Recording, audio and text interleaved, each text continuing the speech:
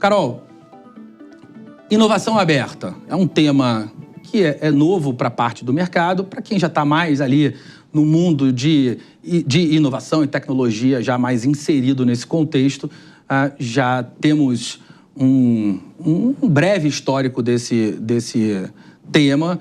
As grandes empresas já têm os seus programas de Open Innovation, a gente já vê ali alguma coisa consistente acontecendo em termos de geração de oportunidades, de receita, de novos negócios, mas eu quero te pedir um contexto. De que maneira o grande público, o grande mercado pode olhar para esse tema e entender de que forma pode se encaixar nesse assunto? Bacana. Inovação aberta, curiosamente, já existe desde 2003, quando um grande cientista, pesquisador, que é Henry Chesbrough, cunhou esse tema de inovação aberta. E, basicamente, a inovação aberta, muita gente confunde, entende inovação aberta como relacionamento com startups. E não é necessariamente. Inovação aberta é todo e qualquer tipo de relacionamento que você tem fora das fronteiras da corporação. Então, pode ser o relacionamento e negócios com startups, mas pode ser com universidades e pesquisadores, com centros de inovação, de pesquisa. Você pode usar leis de fomento e inovação para trazer novos pesquisadores para dentro da corporação. Então, a inovação aberta, ela olha um ecossistema muito amplo, porque a gente se pergunta, tudo que a gente tem aqui dentro, será que é suficiente? Será que fora no mercado da empresa a gente não tem soluções ou pessoas ou recursos que sejam melhores ou que sejam complementares ao nosso negócio? É onde a inovação aberta entra. A gente olha para fora e tenta trazer a complementariedade para dentro da corporação. Existe há bastante tempo, mas você tem razão, assim, nos últimos anos ela foi bastante trabalhada, apesar de ainda ter certos desafios, que é provar o valor, como que a gente traz de fato valor.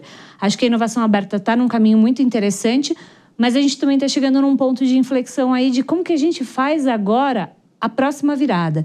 Porque muita gente aprendeu a trabalhar com inovação aberta, muitas corporações abriram suas áreas de inovação aberta com diferentes veículos, desde investimento em startups, as programas de aceleração, incubação e outros. Mas e a geração de negócios? E a performance? Como que a gente vai, de fato, impactar agora as empresas a irem para um próximo nível da inovação? O MIT tem uma estrela de 5 pontas, com governo, academia, grandes empresas, startups e investidores como os temas principais, os principais agentes de um modelo de inovação aberta. E se mede aqui no Brasil, a MIT Technology Review mede aqui no Brasil a capacidade de inovação das empresas brasileiras sobre 4 grandes perspectivas do World Economic Forum: processos, produtos e serviços, marketing, vendas e gestão, e olha Cross Open Innovation. Há uma pontuação que é considerada aceitável em relação a países mais desenvolvidos do que o Brasil, mas não há uma aceleração nesse tema. Quais são as grandes barreiras que o Brasil ainda enfrenta para que a gente consiga, de fato, colocar inovação aberta na pauta de empresas de todos os tamanhos? É uma ótima pergunta. Inclusive, eu uso esse texto do MIT, do ecossistema, que é como gerenciar estrategicamente um ecossistema. Eu uso nas aulas que eu dou. E é super interessante, porque realmente você tem que conectar todas essas pontas, e não necessariamente todas ao mesmo tempo, mas para ser um ecossistema de inovação, você precisa ter algumas pontas conectadas. Corporação, governo, academia, corporação, startup. Então, é super importante trabalhar isso.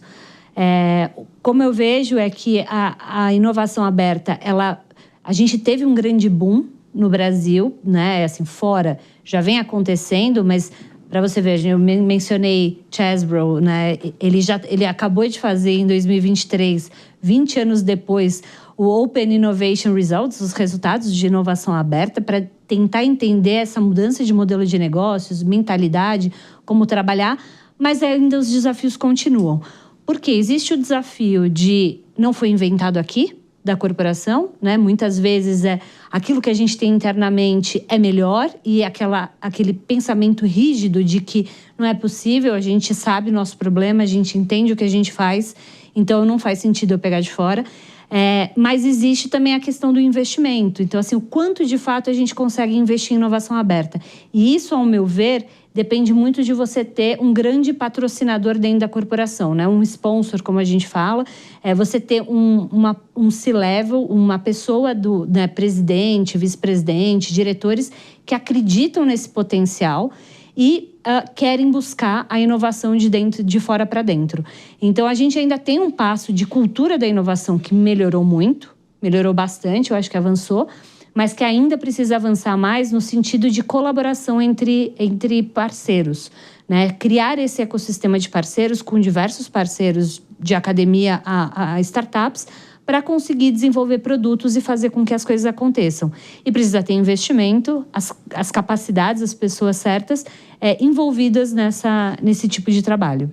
O Chesbrough é um professor de Berkeley que também é professor da Luiz Carli, na Itália, que me chama muita atenção porque a Itália não é exatamente o lugar de referência, pelo menos não o primeiro ponto que vem na nossa cabeça quando a gente fala desse tipo de inovação. A gente pensa em design, a gente pensa nas marcas de carro, mas inovação aberta não é ali, apesar dele estar bastante envolvido naquele ecossistema acadêmico, a Itália não é o lugar onde a gente tem grandes exemplos de inovação aberta. Se a gente for procurar esses exemplos fora dos Estados Unidos, o que mais a gente tem que poderia servir de inspiração para as empresas brasileiras? Acho que desde sempre Israel foi sempre um lugar muito, né? Porque quando a gente fala Itália é um país pequeno, assim, né? Em comparação ao Brasil.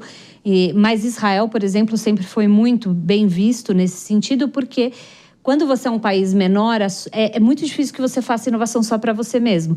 O Brasil é um continente, praticamente, né? Então, quando você cria inovação, até que você atinja todo o país e consiga ganhar tamanho de mercado dentro do país, você ainda tem muito, muito mercado para trabalhar. Mas tem Israel, eu acho que a Colômbia vem fazendo coisas interessantes e saiu alguns unicórnios, que são empresas acima de $1 bilhão de dólares, né? Saíram algumas coisas. A Argentina tem se destacado por alguma inovação também, muito por conta, talvez, do problema econômico que eles têm. Então, né, a gente fala dentro de inovação que problema gera oportunidade. Então, quando você precisa realmente ser criativo, você consegue criar coisas novas e capacidades.